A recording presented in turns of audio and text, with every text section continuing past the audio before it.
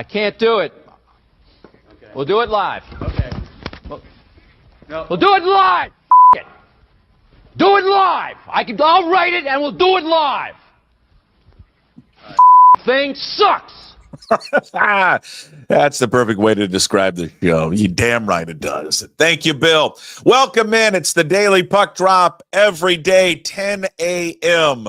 We do it for you here on Twitter and YouTube. Also, you can listen to the show live on the Puck Sports mobile app. Download it today to your phone, Android, and Apple. Or your iPhone, I should say. You can download from the Google Play Store and also the App Store. So, yes, you can listen to this in your car, on your phone, on the move, on the go.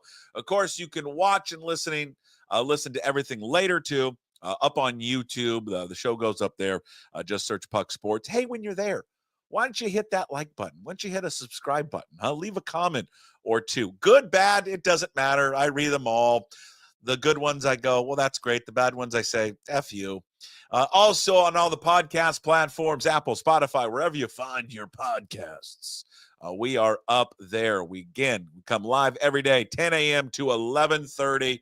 All right. Not a lot of commercials. The hour and a half that we do is essentially a 3-hour radio show with no 8 to 9 minute commercial breaks. We welcome you into the Limbach Lumber Studios. Contractors, they got free deliveries, everything from whole house packages to homeowner DIY projects. They got the largest stock moldings in the Northwest, kiddos. Old school service. Why? Because they've been doing it since 1930. Give Limbach Lumber a call, 206-782-3487. Visit them online, please, at limbachlumber.com. You can follow me on all the social media platforms, Twitter, Instagram, Blue Sky. It's all Puck Sports. TikTok, though, is different because Puck Sports was taken. Puck_sports. And also find us on Facebook. We put all of our show clips up there and show content there as well. Also, you can find everything up at pucksports.com. There, you can sign up to be a Pucks Posse member. That gets you everything that we do. One, it supports all the free daily content that we're doing every single day. Plus, you get added bonus shows like our full show with Ryan Divish that was out yesterday. We played a portion of it during the Daily Puck Drop, about 20 minutes or so. But the full 40-minute show is up there for Pucks Posse members.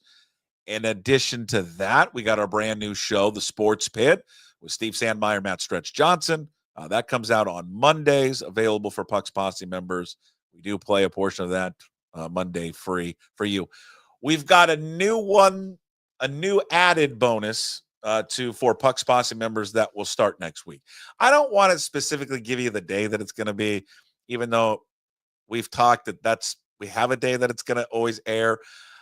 But with this new venture, I just throw stuff at the wall. I'll be honest with you. I just throw a bunch of stuff at the wall. I hope some of this stuff sticks. Sometimes it doesn't. And sometimes I don't. So I always get leery of saying early on when we start something new, this will be something that airs live, by the way. But then later will only be available for Pucks Posse members. But I get leery of saying, well, it's going to be on this day. And then go, well, now I want to change it. So, but this is part of it, right? You're kind of learning on the move and on the go. I can say this, though. This will not be behind, this will not be just for members, but starting on Monday, he's back. William Kruger is back. Bill Kruger will be back with us starting this Monday, covering your Seattle Los Marineros. Just thrilled to have Bill back on the show. He can get into it on Monday. There's just been some time off. He wanted to kind of sit back, reevaluate where he was at.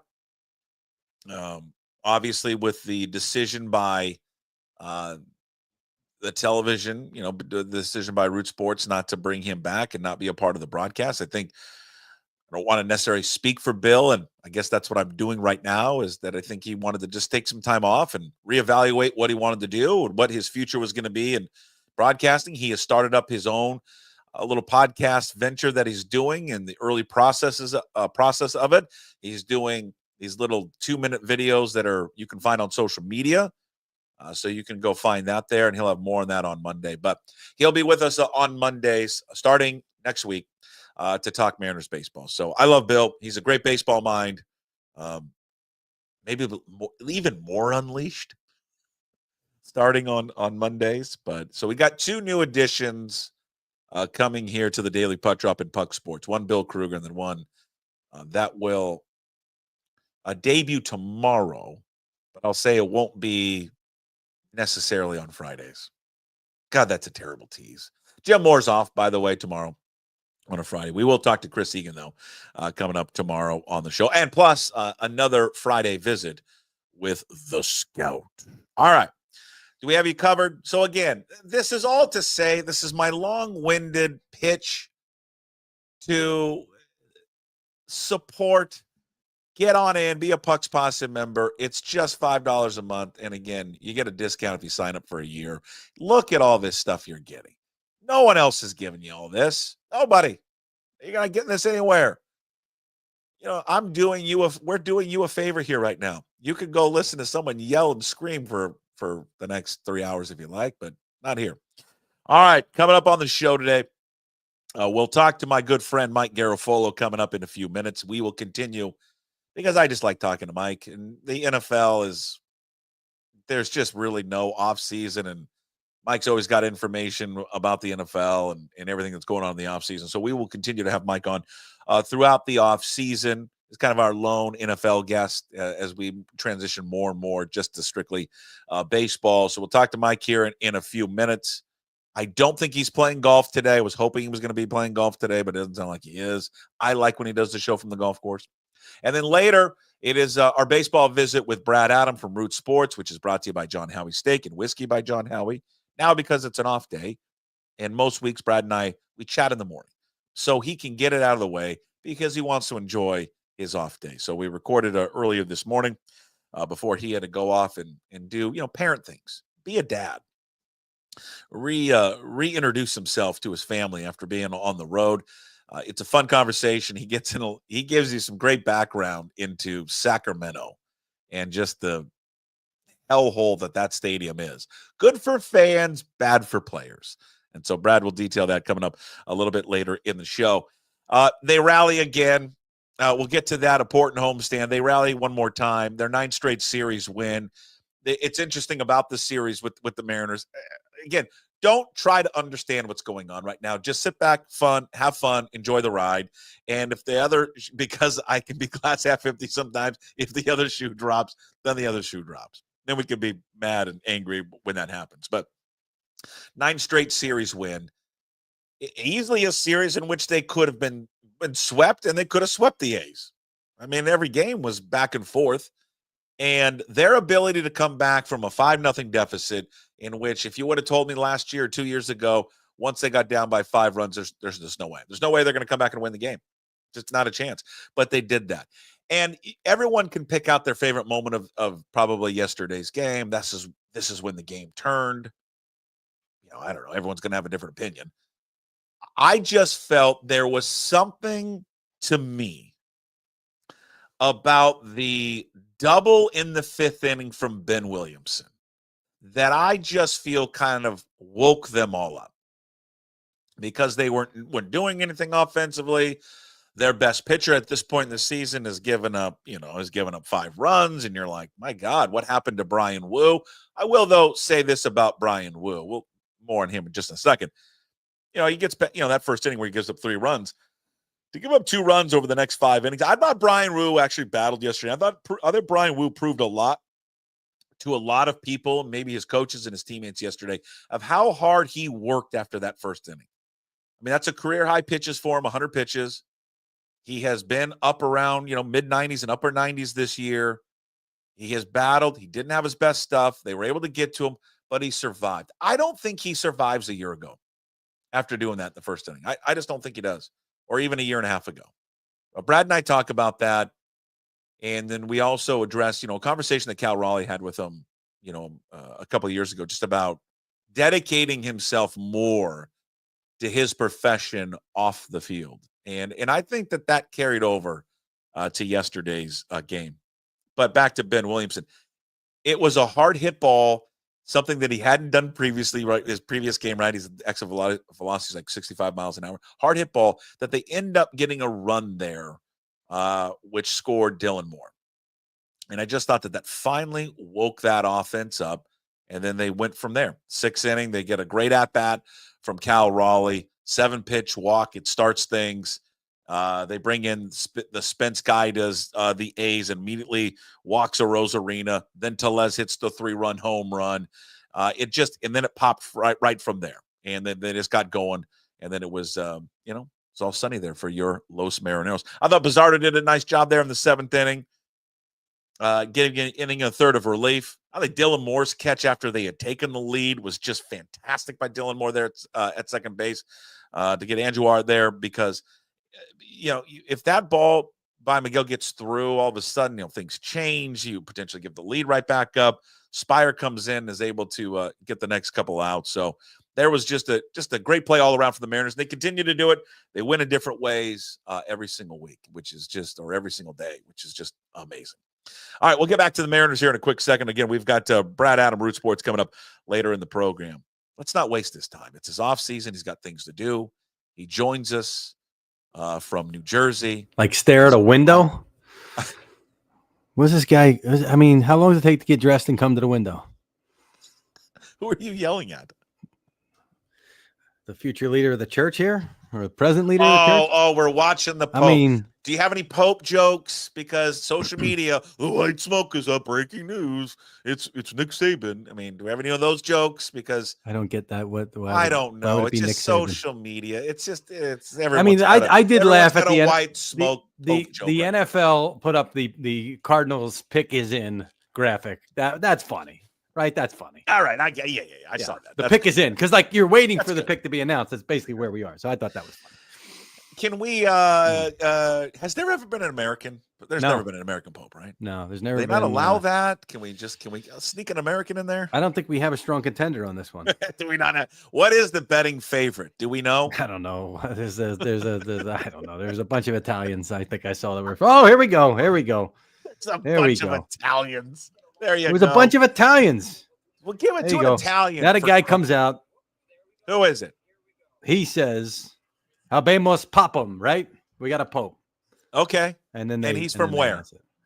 He's I don't know. He's the did you see Conclave?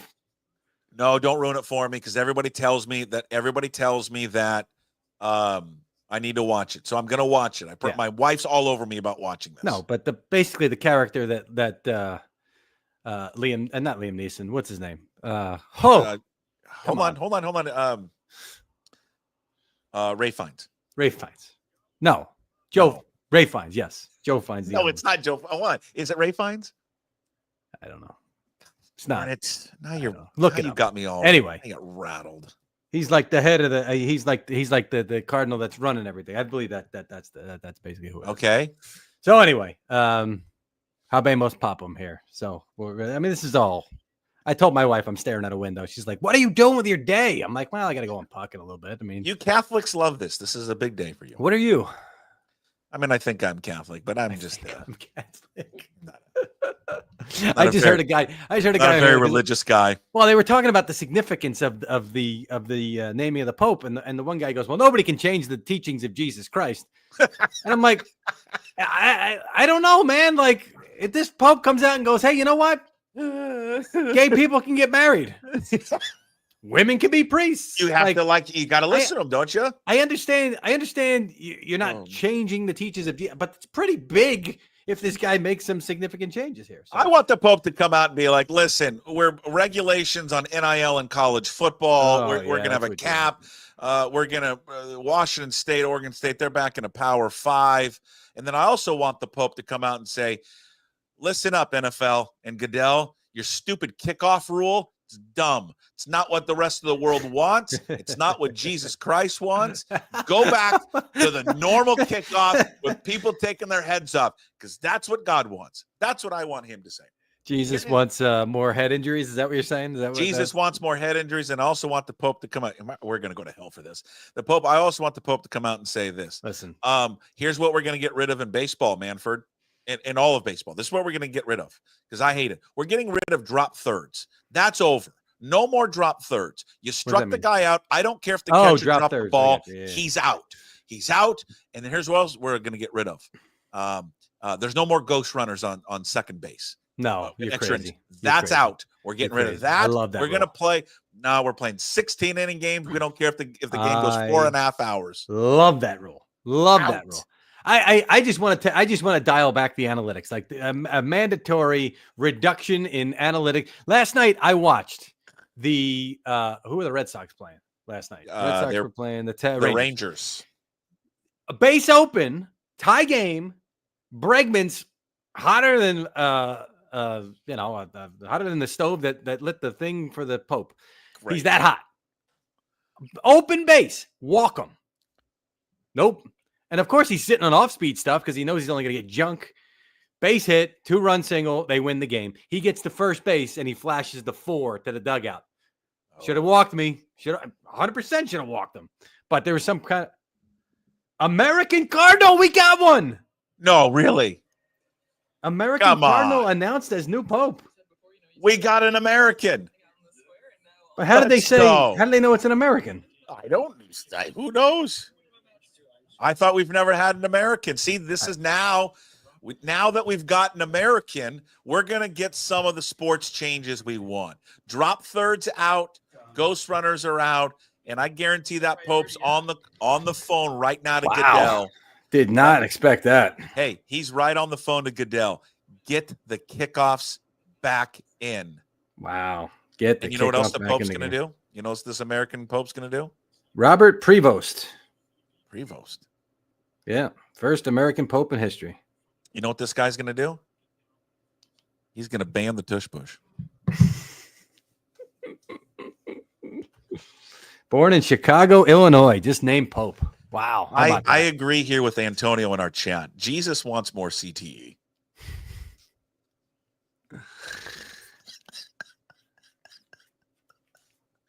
Would you like to talk football? You can go to church after. Where does the Pope think Aaron Rodgers is I'm not worried about the religious ramifications. Okay?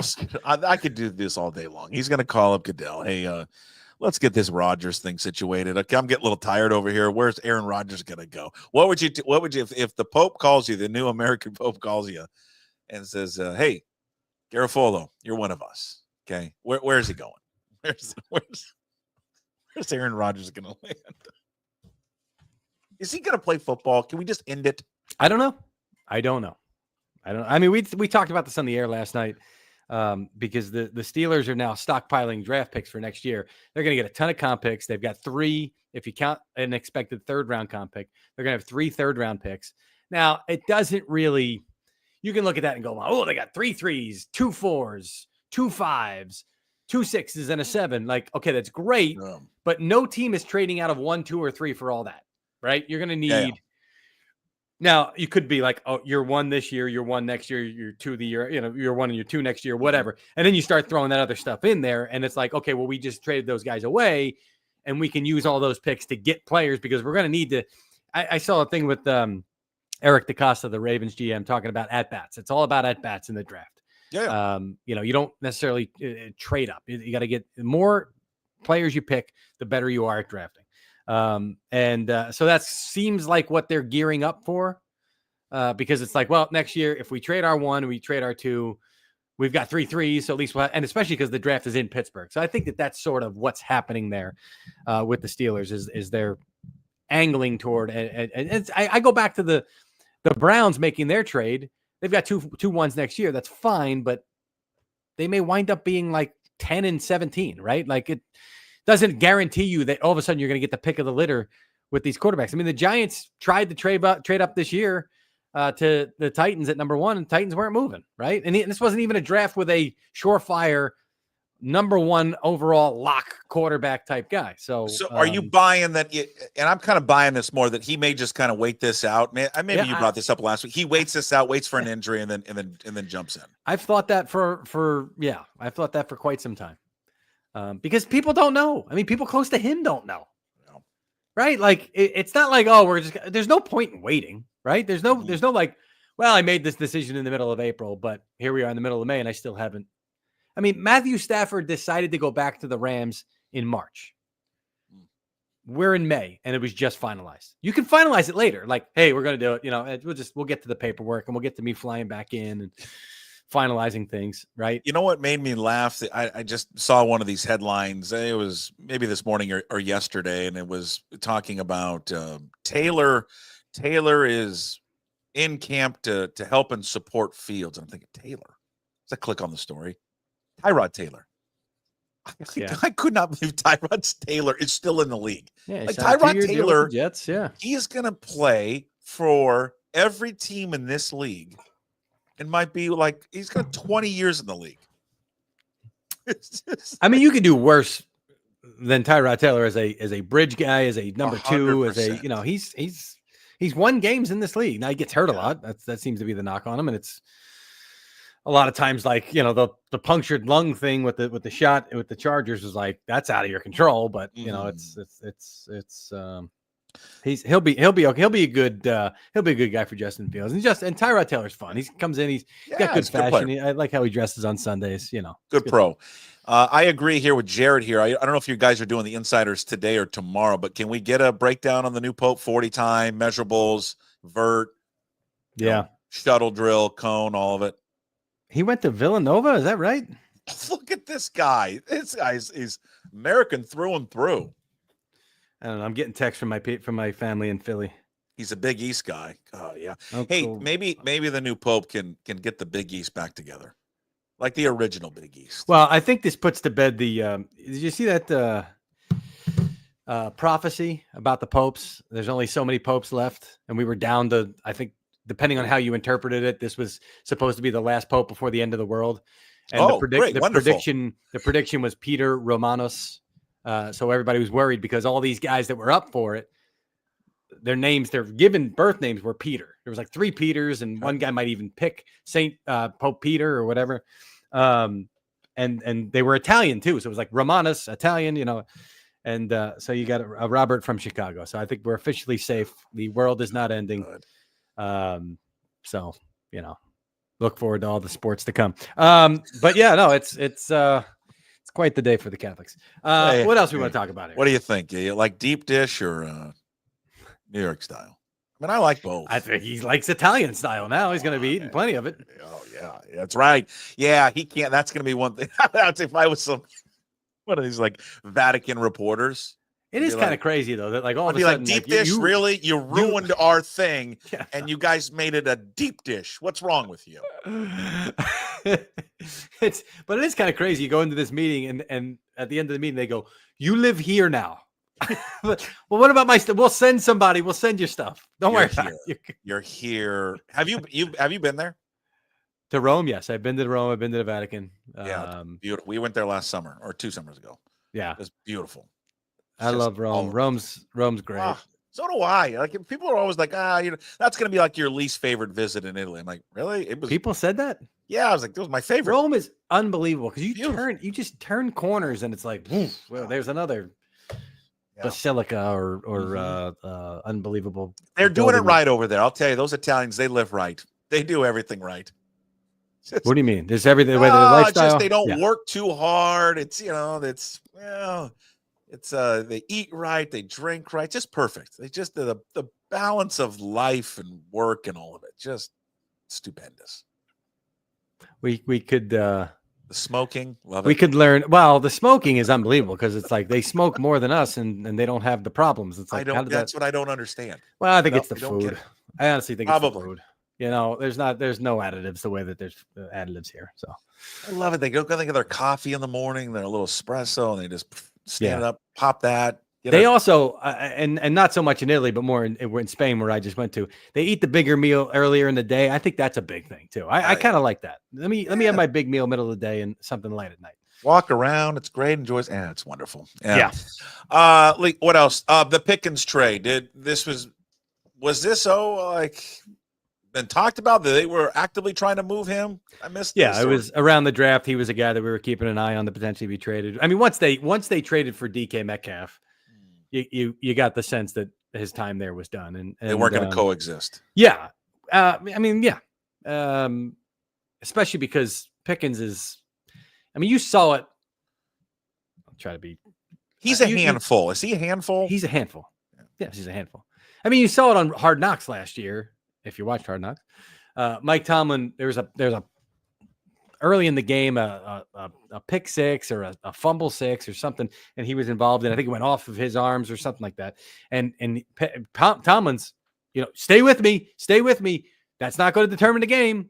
I need you. Stay with, he's the kind of guy that Mike Tomlin did a great job of handling these last couple of years. We'll see how Brian Schottenheimer does. I mean, it's a lot to ask of a rookie head coach to bring this guy in. There's a lot of talent there. There's no question about that. But now how's he gonna coexist here? And it's a lot to put on your quarterback as well. So, I think that there was it had pretty much run its course in Pittsburgh, it sounded like. And now they bring in DK and they've blown up their offense in a lot of ways. I mean, both quarterbacks are gone. Running back Najee Harris is gone. That's why it makes so funny when DK was like, "Yeah, I want to go to a winner. I want to go to a contender."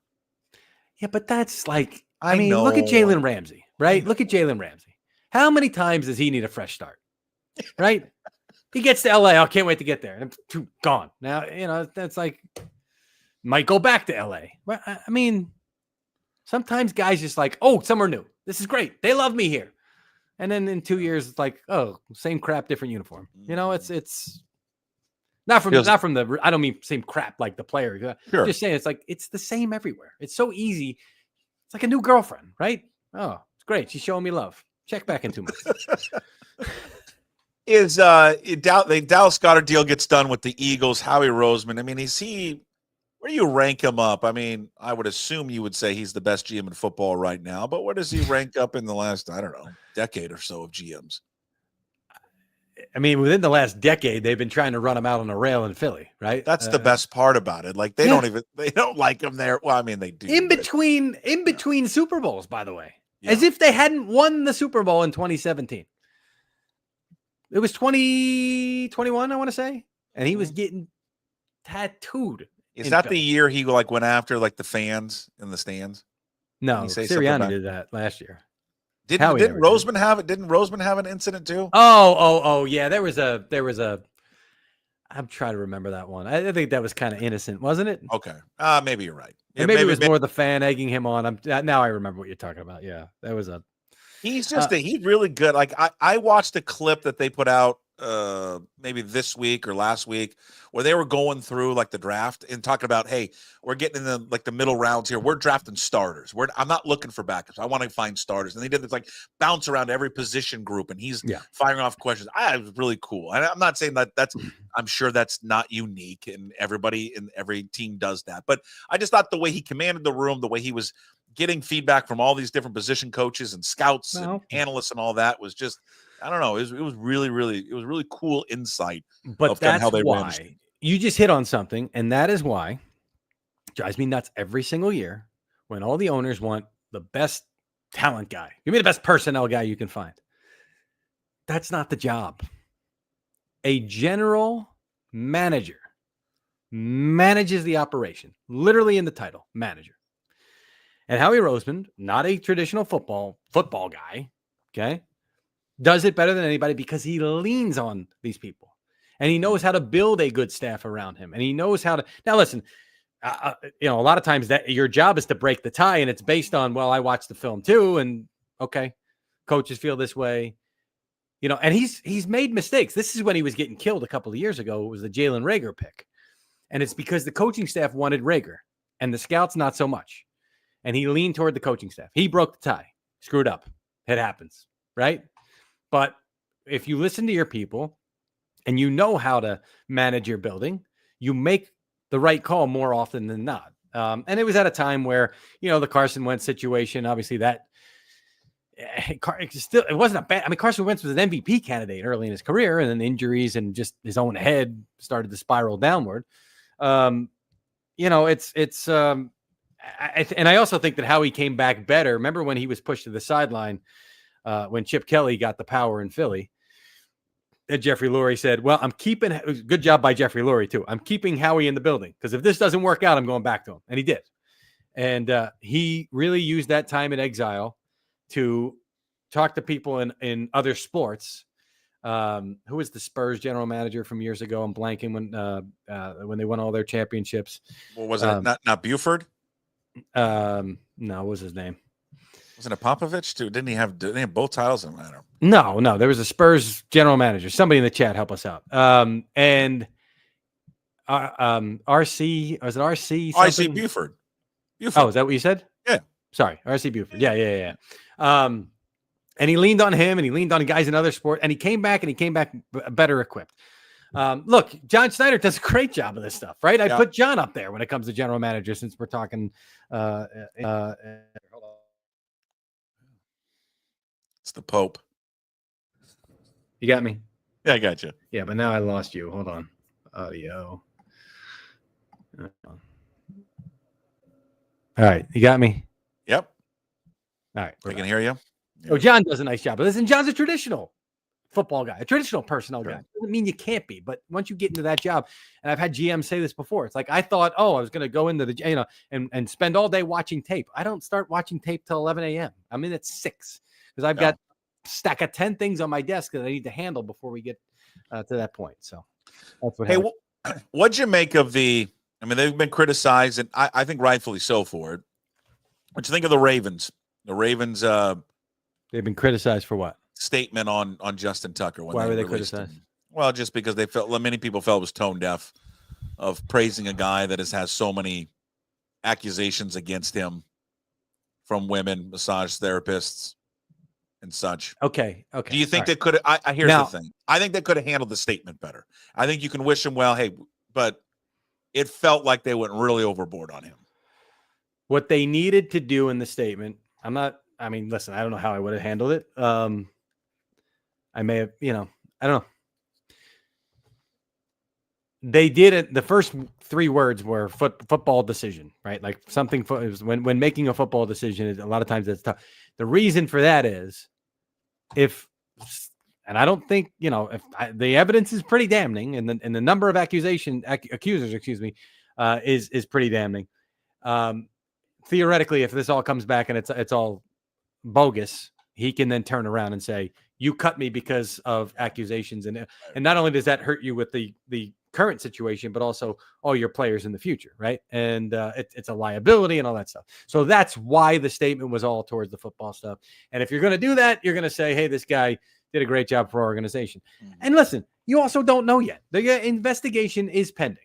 I still think that there's an element of, when innocent until proven guilty, which is part of the foundation of everything we are in this country. And you don't know yet, right? So you can't put something in there saying, but, the guy was a real creepo, so we had to let him go. I just think you could have just said, hey, we want to thank Justin for his contributions on the football field. But we're parting ways. It went into like really just, thanking him and what a great Raven he was and all. I just think it's with the I agree with you. Proven, you have to be innocent until proven guilty. But I think they really leaned into it a little too much, where they could have just backtracked a little bit. Because it's a sensitive situation because of what he meant to the football team, like on the field, what he meant to. Yeah, I think if there were no off the field accusations, there was no off the field situation, I think, and this is just me, I don't know this for sure, but I think it would have been a competition. They would have either drafted, they drafted a guy late. Once you get into this, 6th round is like, you're pretty much expecting that guy to be your kicker, right? Yeah. Maybe 7th round / undrafted free agent. And then it's a competition, right? And then can he bounce back? Can he fend this guy off?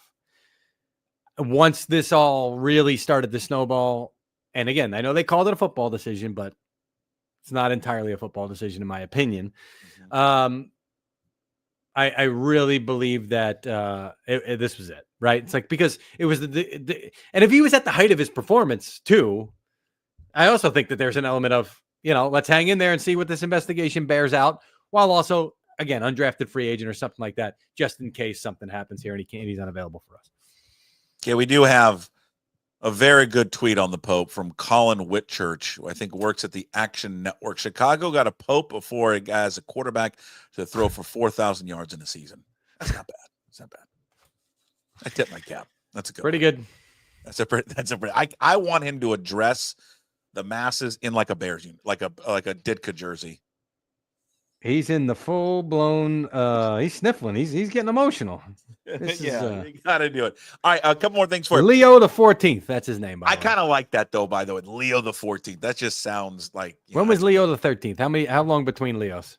I don't know. You would know. Don't ask me. I have zero idea. Tom Brady, do you believe me? Says he was not part of the evaluation process. 1903, Leo the 13th died. Of Shedeur Sanders. No. The reason I don't is because they have said that he was part of it. So why would he come out and say that? Just to because he doesn't want that smoke from Dion. Yeah. So what do you think he told him? Just stay away. Stay away from this guy. It's not worth it. I don't think stay. I don't think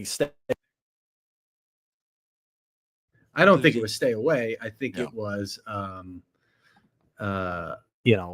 giving his honest opinion. Yeah. And the football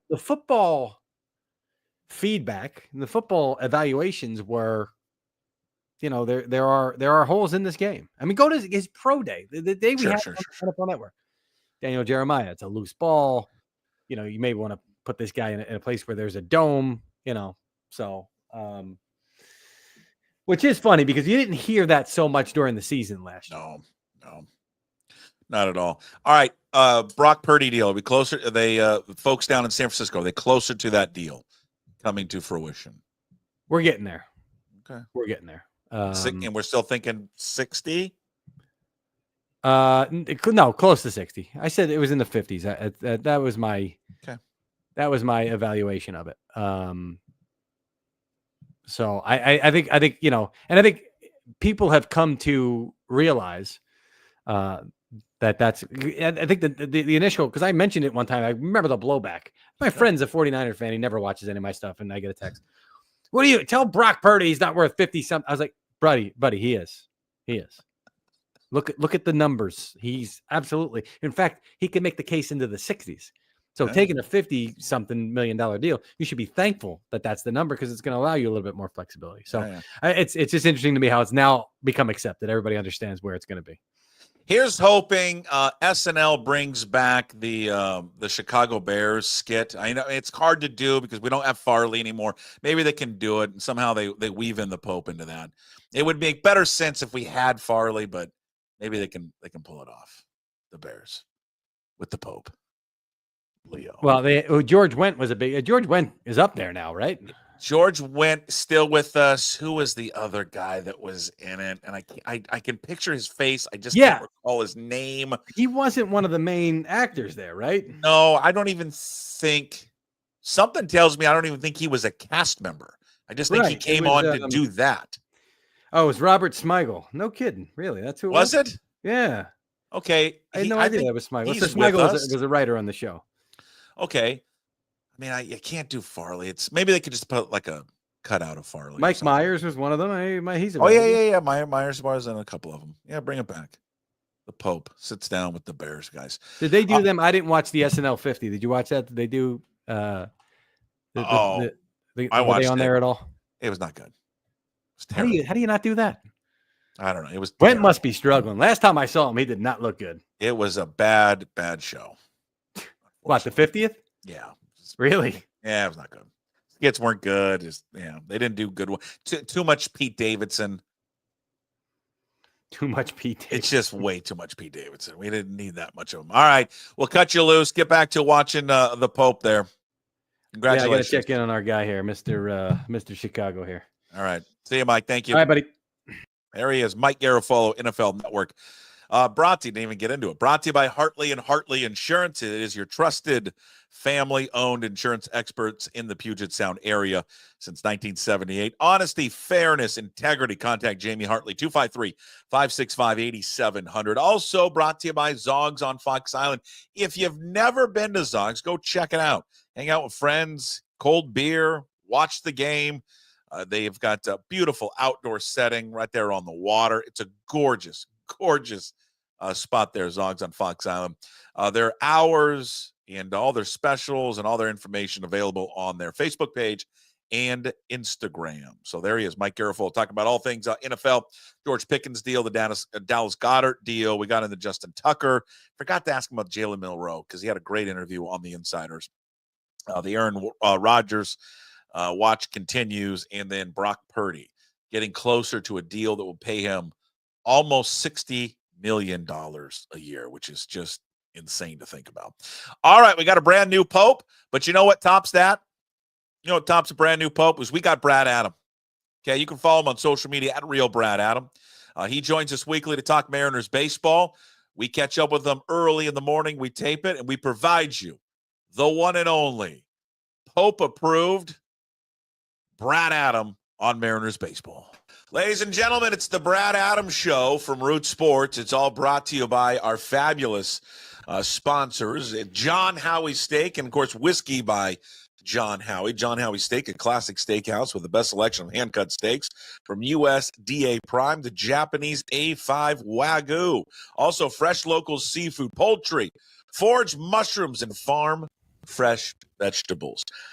You like yourself some whiskey? Well, they've got the best. Whiskey by John Howie features global selections of rare and well-done whiskeys. All right, they're wonderful. Go visit today. Whiskey boasts a collection of 100 of bottles from around the world. Also, whiskey, by the way, not just drinking. They got food. A chef-driven menu, elevated bar food with signature items from John Howie Steak, shareable plates, and unique creations, perfect for pairing with cocktails to rare pours.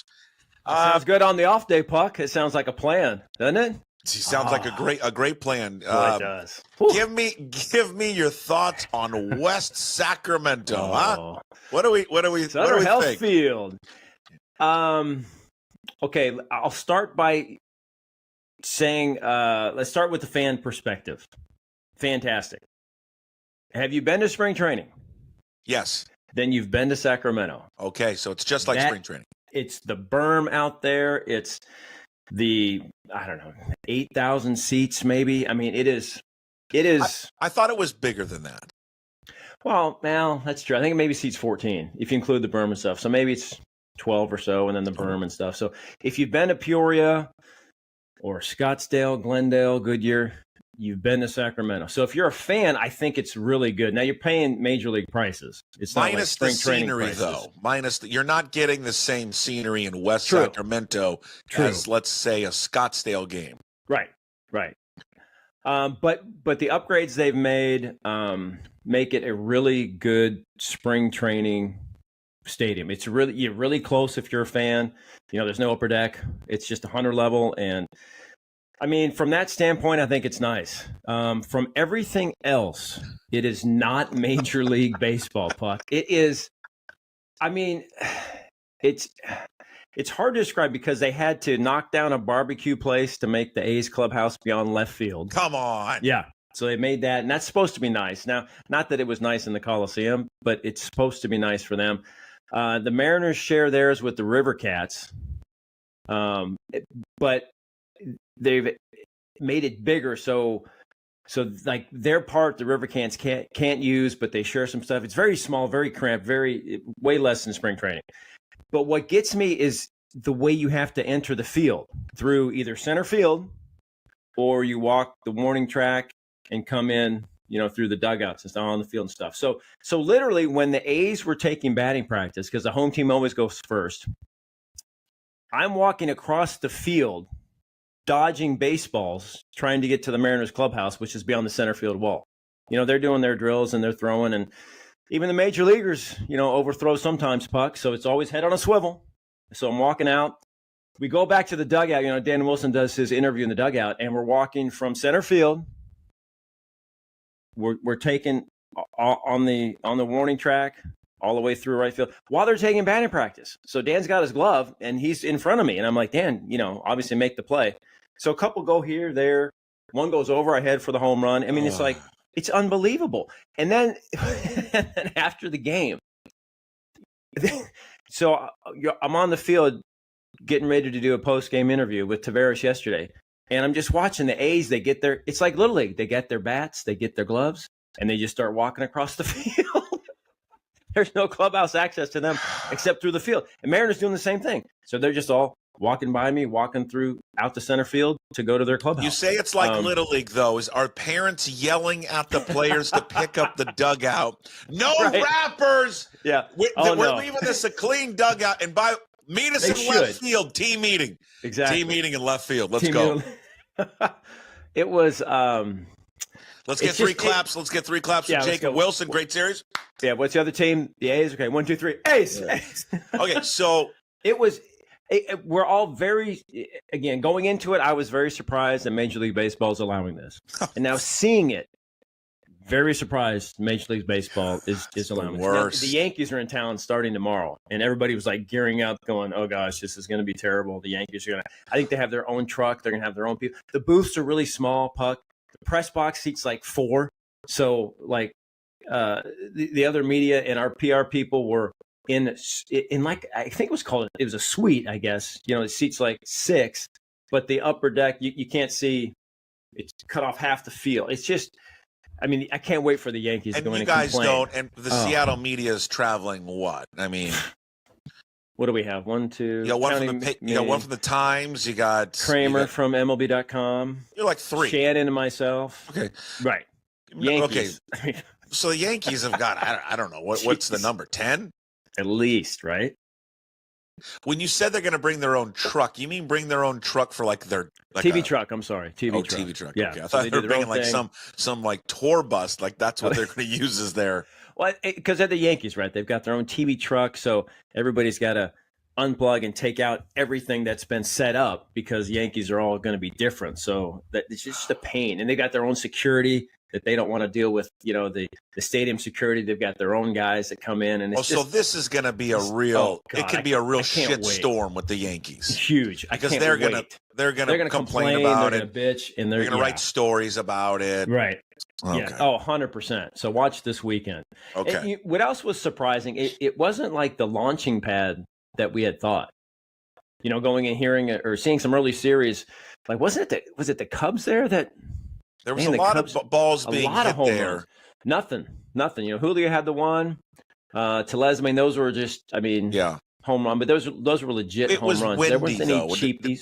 And the, The first wind night was kind of be. First night was really windy, and then it got warm and then cold at night. And yesterday was pretty warm all day. But played pretty fair. It wasn't like Yeah. it's a launching pad, but it's just it just doesn't. And the guys were like, I mean, it's something. It's hard to get that major league feel and adrenaline when you're playing. Yeah. That's what some of the guys said because Okay. it was just like, I mean, it's spring training. Like, does this game count? So This Cactus League? when you weren't doing your job and telling Goldie and Angie that Cal was warming up and getting ready to come in the game, just sleeping on the job, Yeah. where was he taking swings? In center field?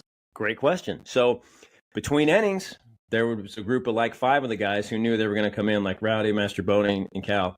They grabbed their bats and walked across center field.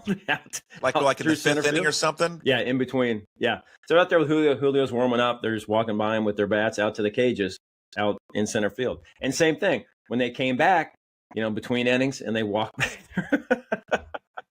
It's like there needs to be a system where there's, golf cart shuttles like around the state or somewhere to get there's Sure. I mean, make a path, tunnel, do something to get there so they don't have to walk across. Hey, they're getting the their field, steps in, though. Did you ask Cal? Hey, did you that's reach a good point. 10,000? That's a good point. Yeah, he might have that night. Just played an inning, won a game. That's Cal unbelievable. Raleigh. I mean, he's just unbelievable. But nobody was surprised, right? When he came up, we're like, well, pretty Well, sure he's going to come through, right? I certainly was. I'm never surprised. Like it would surprise me if he didn't come through. I think I'm like everybody Amazing. else. He just has this ability that, that Angie nailed it on the broadcast, that slows everything down. He just doesn't let it get too big. The moment for him, I've said this several times. I thought the AB in the previous game was one of probably his best at bat when he struck out. It's a great at bat against Mason Miller. Yeah. Where he went deep into the count. He's one that, as you mentioned, all that stuff, and then he enjoys the moment.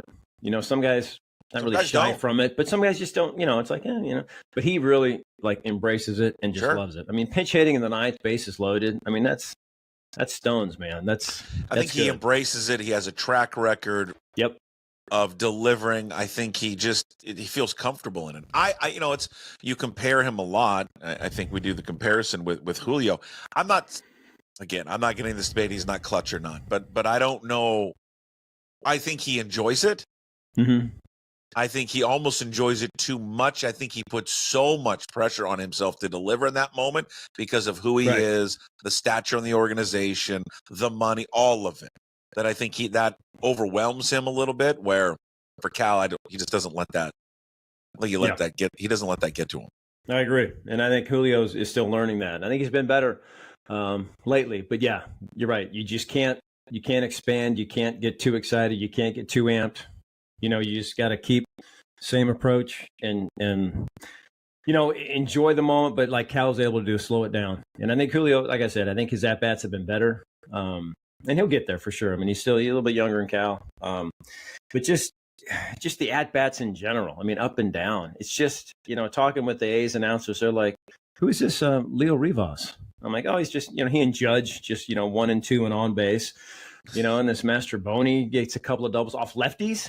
He hadn't got a hit off. I don't know if he's ever gotten a hit off a lefty.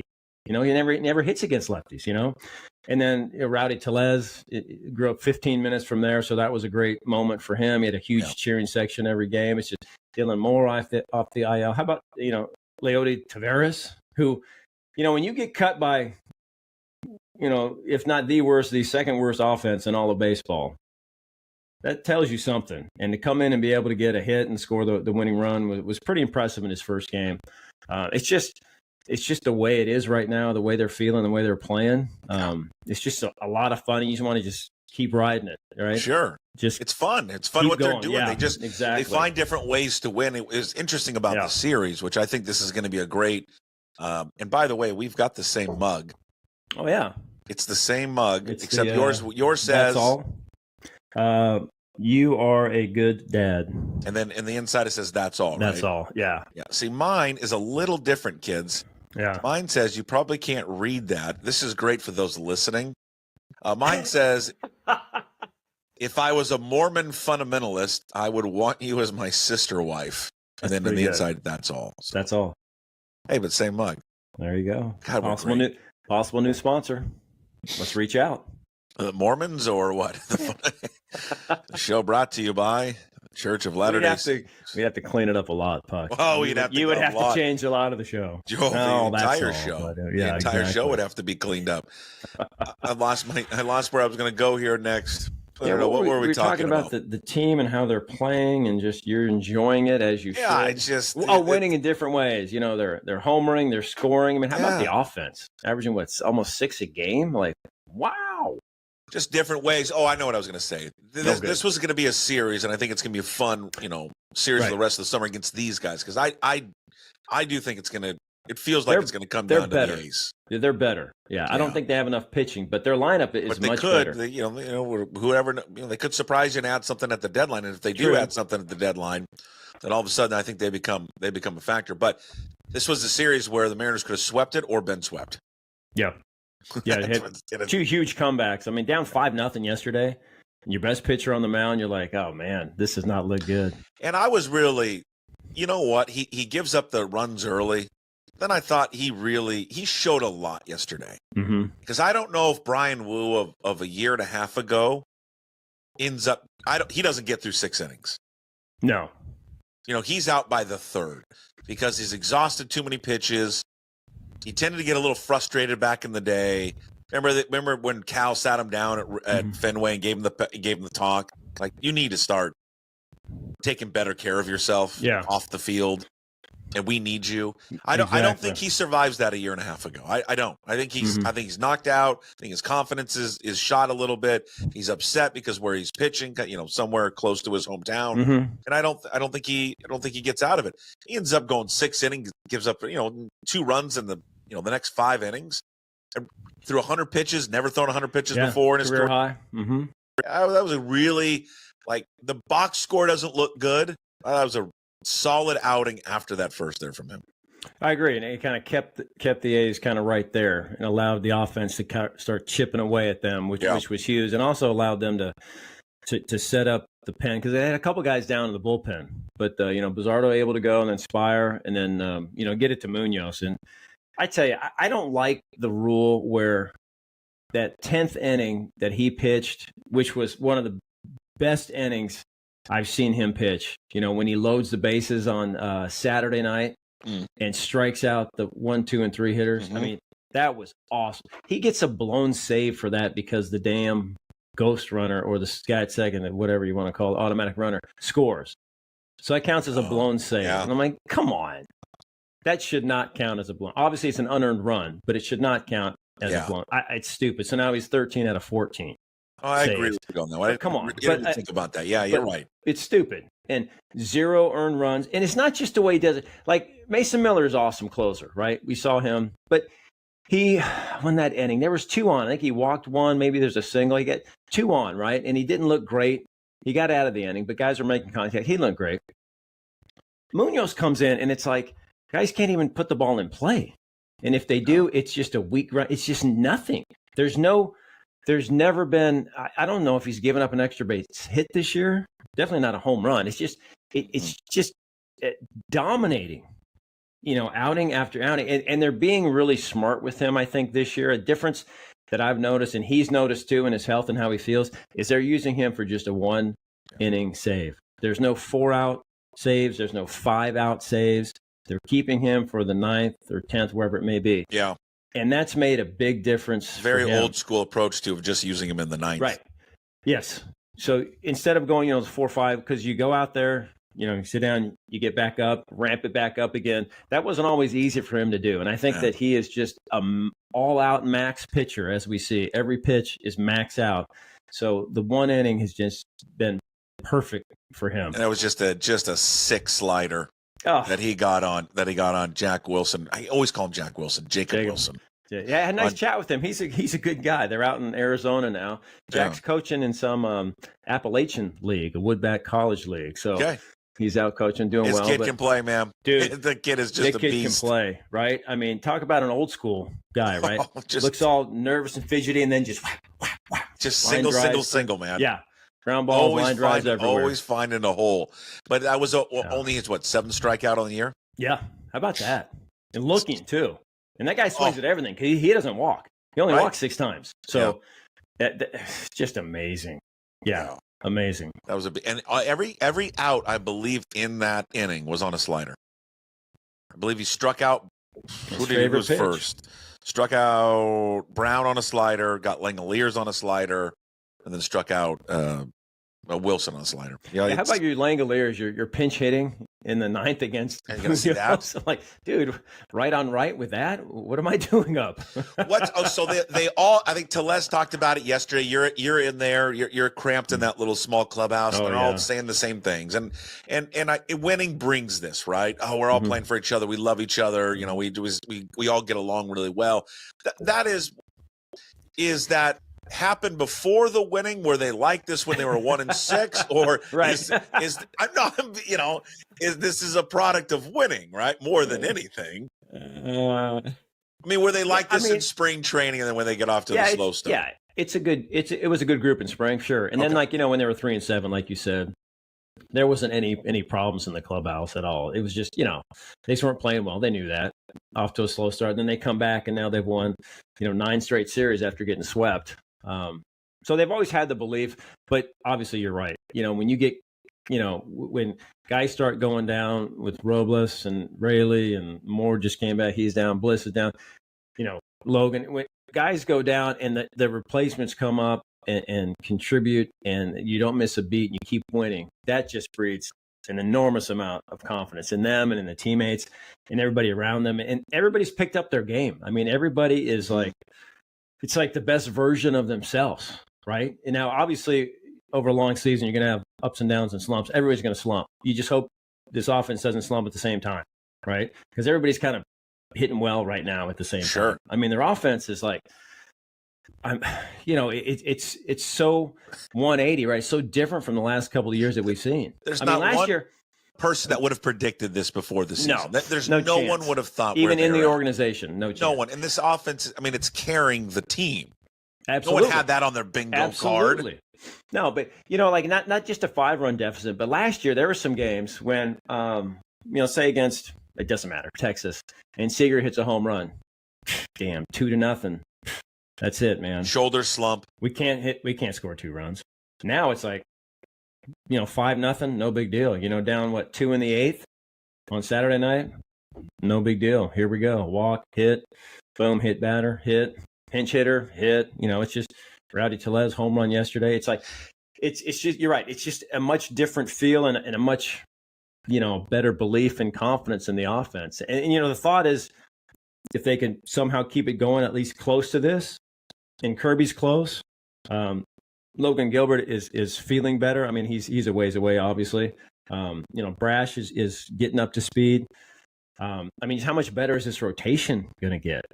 And this offense can score close to what they're doing now.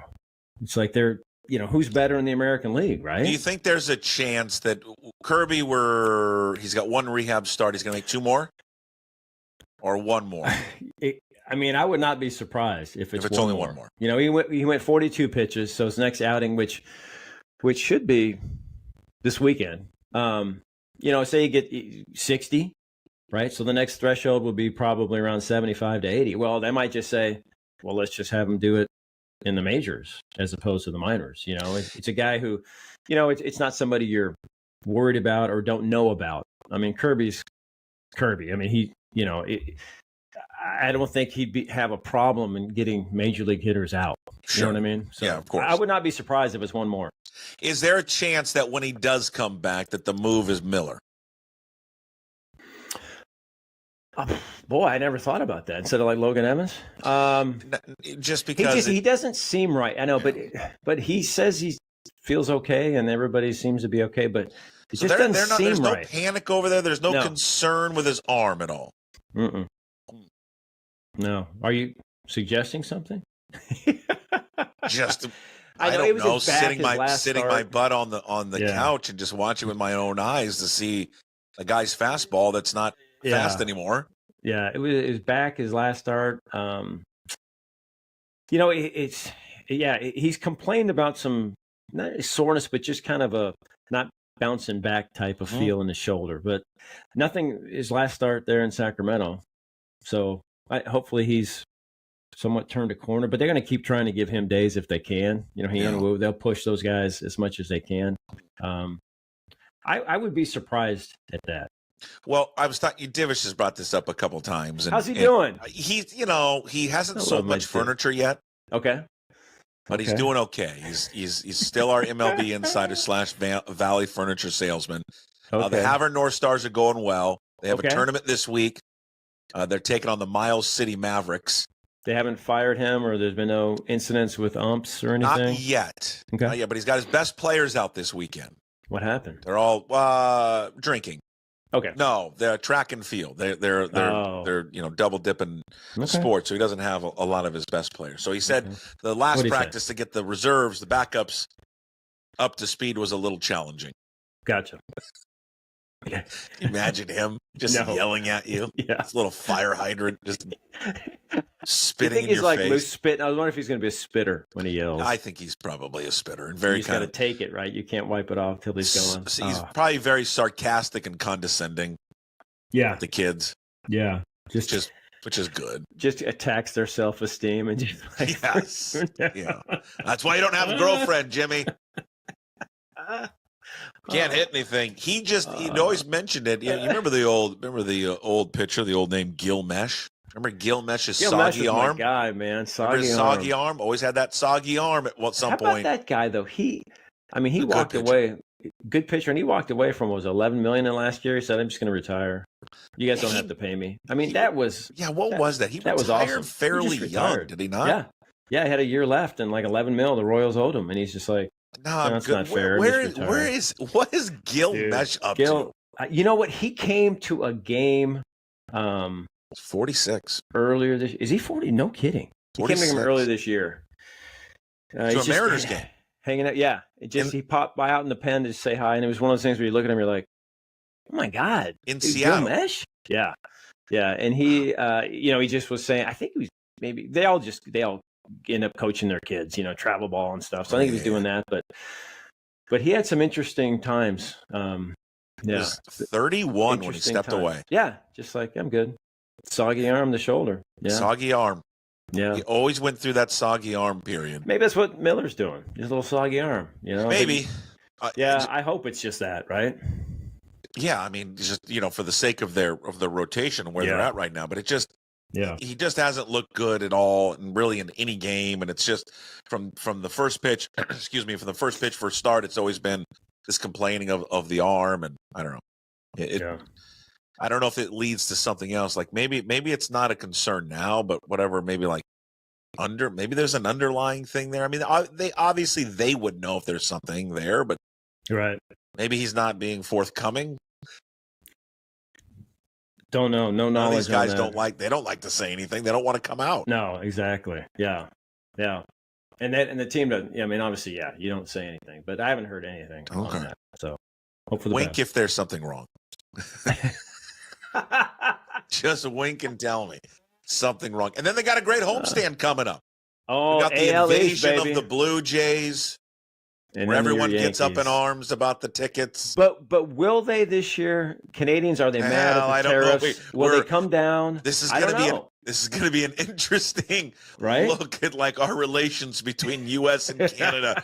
How many Yeah, how many right. signs do we get? Stay out of our country. Tariff you.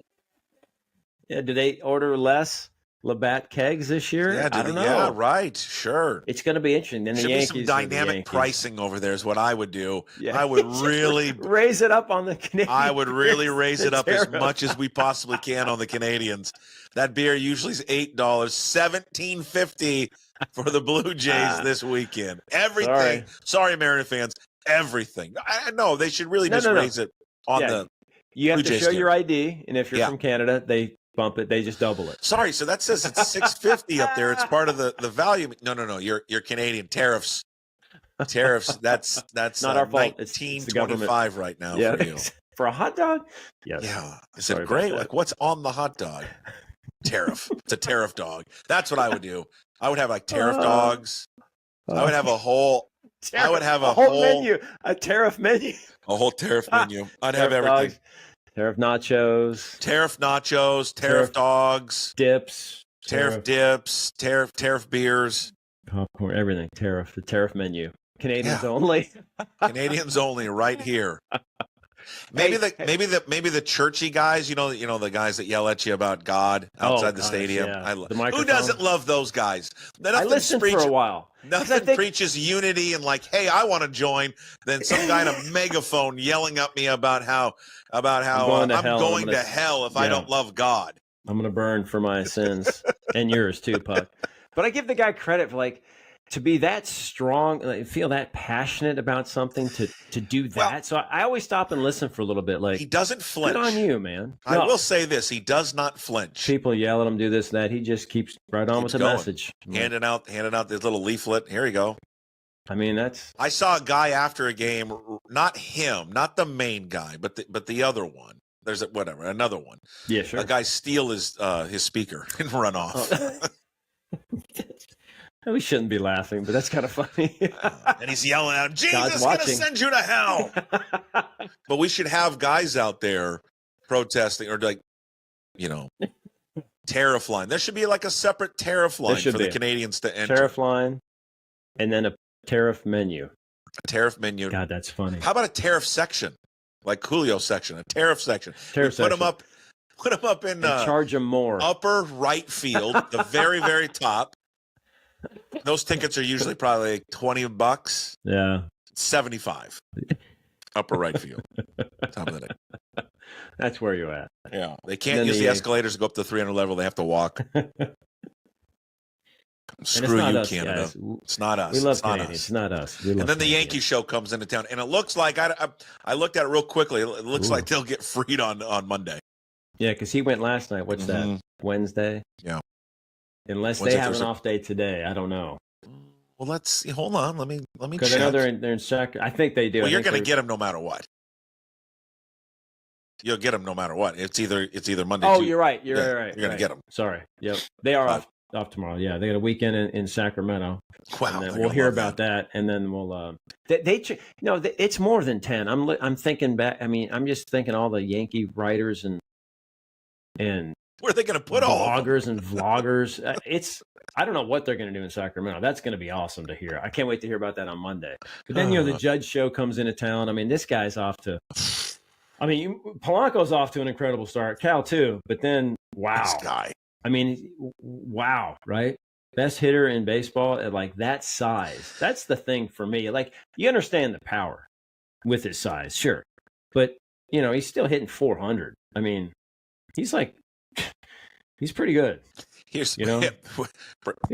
breaking news. Yeah, Aaron Judge is pretty good. Jim Yeah. Duquette gave me a great little nugget when he joined me on Tuesday. He said his batting average is better than most teams' on base percentage. It's better than every team's on base percentage. On base? His Wow. batting average.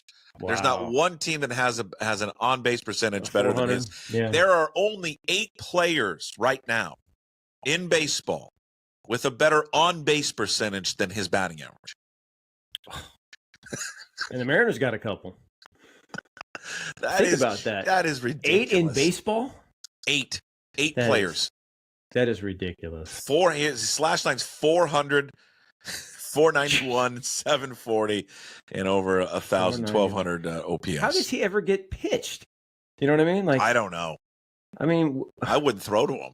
at all. Either chase him or walk him, right? Walk him like Bonds. I mean, exactly. That doesn't make any This should sense. to me. this should Just be for- Wilson's favorite thing Yeah, when just- they start that series on Monday. Right there, Blue. Put him on. Yeah, because who's behind him? You got Bellinger behind him. You got.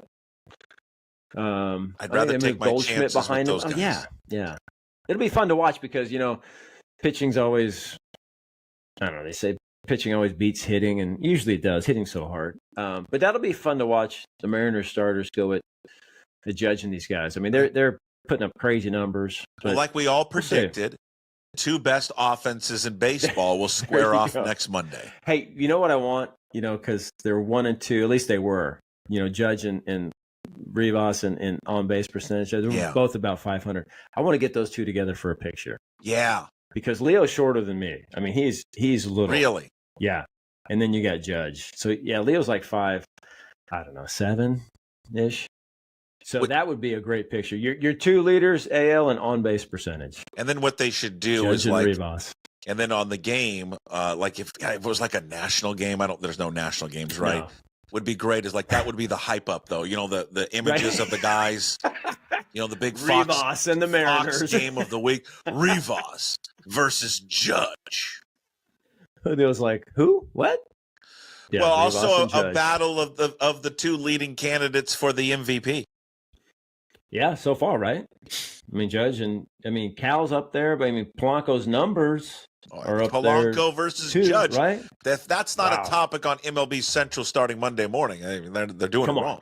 Exactly. I hear you, man. So that'll be an interesting. Their bullpen, but Devin Williams has been off to just a horrendous start for them. They really don't have a closer at all. So it always, you map out games and you're watching the games. Sure. Like yesterday when they tied it and the Mariners took the lead in the 8th. You're like, oh, awesome. Here we go. Spire, somebody could have some lefties up, and then Munoz. The Yankees don't have that guy where you say, dude, sweet, here we go. I like Bizzardo yesterday. That was a good inning there for Yeah. good inning and third there from Bizzardo. Yeah, that was good. Yeah, needed that because, there's a couple guys were unavailable. I'm just kind of curious to see how long it takes Brash to get back to being the dominant, best in the league reliever he was in 23. So still a work in progress a little Yeah. bit, but man, his stuff is it's just awesome. So yeah, Have I'm you excited. got a chance? And I didn't think he was going to do this, and maybe I missed it when this was announced. I didn't think Edgar was going to travel with the team all the time. I did not either. He was on the and last he 2 is. trips. Is he? Yeah, it's like is he on? Has he been on every trip? he has, which is a So surprise. that's interesting because they made it seem like he wasn't going to do that. He was going to be Right. kind of a part-time, kind of like the director of hitting. Mm-hmm. Was not going to travel with the team, but So far, he has. every And game don't I think- see him there. Yeah, I don't know if he's going to do every trip, but yeah, every time I'm like, Edgar, you're here. Yeah. Okay. So far, yeah. Have you talked to him? I'm curious. Everyone wants to know why they're playing so much better and all that. And everyone says, well, it's the influence of Edgar and Seitzer and all that one. Have you had a chance to sit down with Edgar and be like, from your perspective, what are they doing? You know, just I'd like to. Can I produce for you? Can we get that interview? Yeah. Can you do that? Yeah. I just want to hear his thoughts. You know, I have, and I didn't see him on this trip because surprisingly, I missed him. There were so few places to hide and be in the clubhouse. Yeah, there. right. We're all like standing shoulder to shoulder. Oh, but that was a fun shower. Don't drop that soap. You would go there. You would. Well, I'm just saying. Like Seeing prison. him, what would. Oh, geez. Last trip, where were we? Maybe it was Boston. Somewhere I did ask him that, and he just he doesn't take any of the credit. He's very humble. Yeah, I did. I saw him in the gym, and he said, you know, just the approach has changed, and they're not swinging at as many. They're not chasing as much, and they're not striking out as much, and that has made a world of difference. You know. Yeah. It's not just when you get a walk or get a hit. Like you mentioned, Cal had a great at bat. He's had a lot of 10-pitch at bats where he gets out. Yes. But then, like, the next guy might get a hit, or the pitcher has to leave early because they've burned him. They've knocked starters out. I mean, very few starters this year have gone past 5 for them, right, against them. And that's been huge too. But Edgar, it's just the approach. You know, you hear it all the time, right? Up the middle, 2-strike, you battle, blah, blah, blah. But it's a mentality that works because and it's easy to say where you're swinging at strikes and not chasing, yes. But when you're thinking up the middle, you know, even if you're a little early, that's still a fair ball as opposed to now a foul ball because you're, you know, looking to spin to win. So it's just, you know, he doesn't get very specific. He's just very humble and it's like, hey. But I do know that Seitzer said that those two are very similar and agree on everything when it comes to hitting. And you look at Seitzer's, he had a 200-hit season. I mean, he was a darn good hitter himself. Yeah. And used the field, you know, so he's doing this. And then occasionally when you're out early, you know, you end up doing that. Oh, that's nice. And just keep doing that. And they just grind people, you know, they look for pitches they can hit. Rivas is a great example. He'll foul off multiple pitches until they can just kind of flare one in. I mean, it's just, they're grinding and they're not chasing and striking out. That has been huge. Same with the A's. You look at their numbers. They went from here striking out to like way down low, and look what a difference it's made for their offense too. Yeah, 2 fun teams. It was a fun series. It was good. Off day today. How's your off day Thursday? Spend some time with the family. Get some I had golf to get up in? early. Yeah, I had to make some breakfast, some lunch. I'm like, you guys are 17 and 16. You can't make your own damn lunch. No, they can't. No. Never can. His mom coddles them. That's why. Soft as cotton over here, dude. So I got to go in and do a story. Hey, Sunday, I got a couple things. Sunday will be fun. We did a story. We went down to Sacramento City College with Angie and her son, Jackson, who's a catcher there. Oh. And we talked to them, and we're doing a little piece on Mother's Day with Ange and her son, which is going to be fun on Sunday. So I got to put that together today on an off day. Thanks for that, Ange. Appreciate it. Why doesn't she do it? Right. It's your own damn kid. It's your kid. Jeez. You beg people to do it. You do it. Jesus. Booth's doing a story too, so that'll come out Sunday. Okay, so that'll be wonderful. Fun. And then Monday, we had a debut of the golf show, my friend. Coddled together some sponsors. Shout out Pro Golf Discount. And our golf show coming to you Monday. I'm not sure of the time. I want to say 5:30 or 6. This is on Root. It's on Root Sports before the game. Game's at 7, I'm assuming. And this is you and Ryan Rowland-Smith. No, I don't let him near my show. Oh, I thought it was. No, it's just you. He's helping out behind the scenes. Okay. What I've been told. Executive producer. Something like that, right? So this is the Brad Adam Golf Show. Golf show. We call it Fairways and Fastballs. Oh, yes. Come on. We combine Mariners baseball and golf. So I've got a couple of coaches with me on our first episode at Bear Creek. We've got Manny Acta, the bench coach, and Bobby Magallanes, the assistant hitting coach. Nice. And we have a lot of fun out there at Bear Creek. So you guys play golf and talk a little baseball. Exactly. Fairways and Fastballs. My daughter came up with it. It's a great name. It's Fairways a good name. and Fastballs. Yeah. So 5:30 on Root Sports. Correct, on Monday. Very excited about it. So thank you. Let me know what you think, because you're a golfer and you would, Do we find it just there? Does it once it's off of Root? Do we find it anywhere else? It'll be. Yeah, I believe we're going to have a YouTube channel. I know Okay. Roland Smith's like tying it in with his social and his channel and Okay. stuff. So yeah, Nice. again, that's his role. Not executive. Do but you what is play he? 18 or how Consultant. many holes do you play with them? We just play 9. Yeah. Well, that's good. A little whiskey. We play Good for 9, you. and then if we want to go on, we can. But we Okay. play 9, and we have kind of warm up and have fun the first 6. Then we have our 3-hole challenge, Ooh. which is going to change each episode. Okay. Yeah, this I one's love how you have just this is a boondoggle is what this is. well. You have I hope it becomes one. convinced- This year's been tough, but Yeah. I'm hoping this. You have yeah. convinced Pro Golf Discount, and good for you, by the way, to pay you to go play golf at Well- nice courses. Pay for the show Son right of a now. gun. We're still great. looking for more sponsors. You know, Okay. we're encouraged by you. I'm gonna pick your brain a little bit more. So That's a great idea, man. I love that Yeah. idea. It's I think when you do that stuff to interview guys, when it's not just sticking a microphone in front of their face and right. tell us about your hitting and your pitching, but It's when a you lot get different. them comfortable playing golf, doing something else, then Yeah. they tend to open up. You ever watch that guy on YouTube that does the wings, the hot sauce? Oh, yes. What I can't remember what I he's don't either. called. Yeah. Like But it's what a it's concept. such a great idea. Right. He's not particularly the greatest host in the world. I watch it, No. but he gets them. The focus for these celebrities is off of them being celebrities, and it's this fucking hot sauce that's burning on their mouth, Killing and then them. they say anything, Right. and they're great. Their reactions are great, and it's a great concept. So Yeah, Nice. I'm trying to do it, once a month during the season. Good. It's difficult to do. Injuries pop up. We got a show with Logan Gilbert that we are waiting to air until. oh yeah, we got to wait he's till he comes healthy. back. I don't want people to say, "Hey, I Oh. just saw him playing golf. What the hell? Why isn't Sure. he pitching?" Looks So- good to me. So we're waiting on that one and getting an off day and getting them in town, getting them to Yeah. commit, getting a course. It is difficult in town. What I want to do, off season, these guys mostly live in Arizona. Off season would be fun to go and shoot a bunch. Like Yeah, I we mean, get sponsors sorry. listening. hey, out sorry, there honey, in February I'm or going to March. be gone for a month. I got to go shoot fairways and fastballs Yeah, we got all and December and these guys are in January. Hawaii, so I'm just going to go there because I can knock out 2 shows there, honey. So Hey, we should add this onto the sponsor. It's also brought to you by Fairways and Fastballs. I like that. Catch Root Sports. Give me the time again. Either 5 or 5:30 on Monday, but it'll air Okay. quite a few times Oh, throughout the month. sure it will. just on repeat on Root.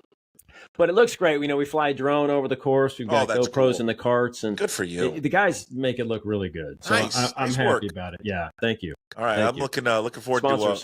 to watching it. Sponsors, contact Brad Adam on social media at Real Brad Adam. His Yeah. weekly is brought to you by John Howie Steak, again voted #1 restaurant in Seattle by the readers of Seattle Magazine, and Whiskey by John Howie features a global selection of rare and well done whiskeys with something for everyone. Thank you, sir. We'll talk to you Awesome. next week. Enjoy your off day. Thanks, appreciate it. There he is, Brad Adam, again brought to you by John Howie Steak and Whiskey by John Howie. Catching up with him earlier today, talking all things Mariners and the brand new tariff section and tariff menu with the Blue Jays coming into town this weekend. All right, good show today. Mike Garofolo on earlier today. If you're just coming in there into the show, go back and watch the Mike Garofolo podcast or appearance. He was on earlier today breaking down all the news and notes of the NFL, George Pickens deal, the brand new Pope, who's an American.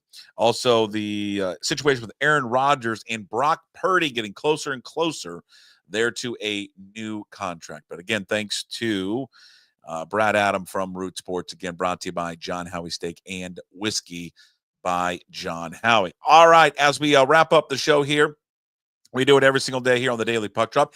Hey, what the puck? Which is brought to you by our good friends at Restoration One of North Seattle. Hey, you got a problem? You got water damage? Do you have mold damage in your house or in your commercial property? Any type of damage?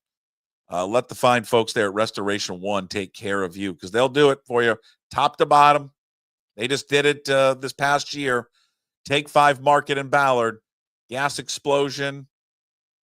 Blown to smithereens. Restoration One came in there, fixed it all up.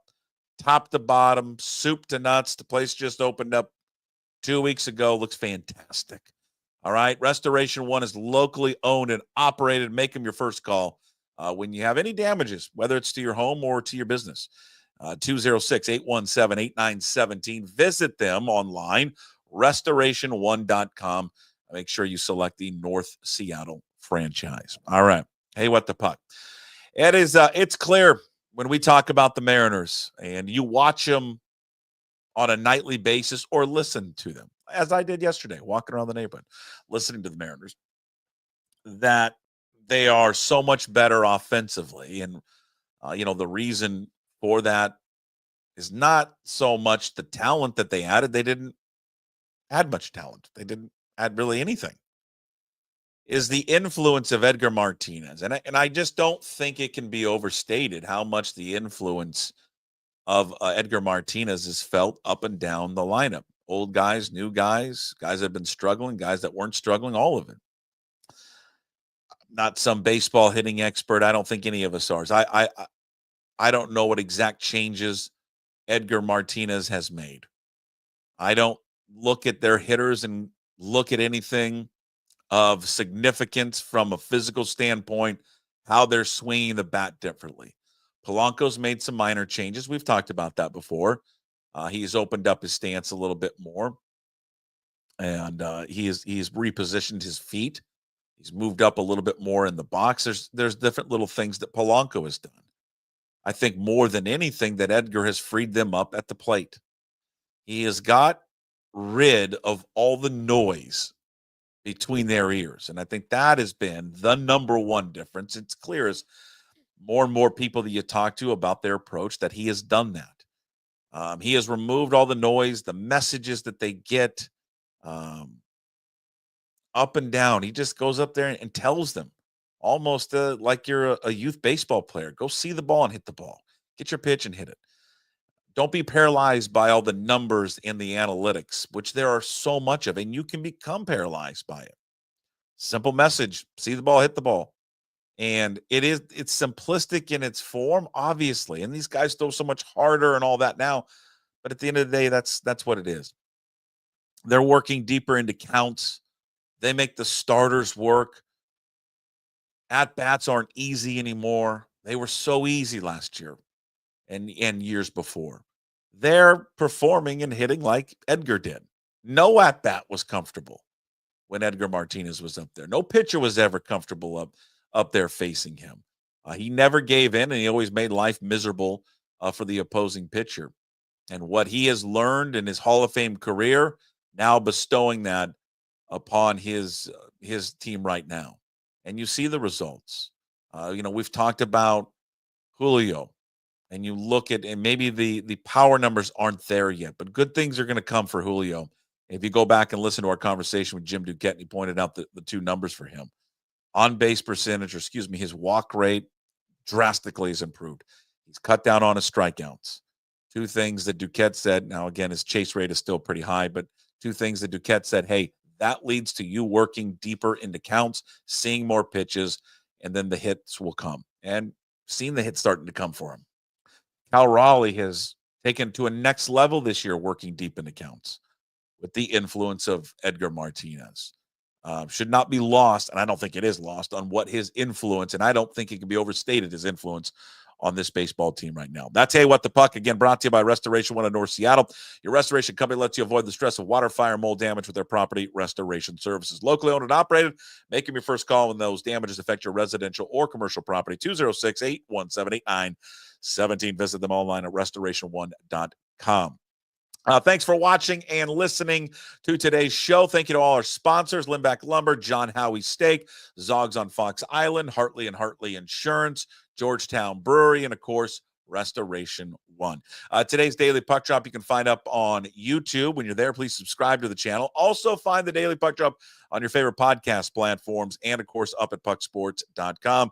When you're there at pucksports.com, please sign up to be a member of the Pucks Posse. $5 a month for your support of all of our free content that we do, and including VIP and exclusive shows there as well, like our MLB Insider, Ryan Devish, the new Sports Pit with Steve Sandmeyer, Matt Stretch Johnson, And, of course, be sure to check out the Graz with Gas Take 5 podcast, which is produced by Puck Sports. New episodes every Monday on YouTube and all podcast platforms. Just search Graz with Gas Take 5, and you can always find it up at pucksports.com. Thank you to all watching and listening today. We'll talk to you tomorrow on a Friday show. As always, promise to be better.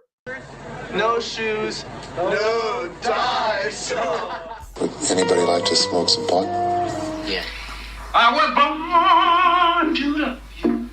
I was born to lick your face. I was born to rub you. But you were born to rub me first. What do you need my address for? We'd like to send out a mailer. Mother of mercy, I don't speak Japanese!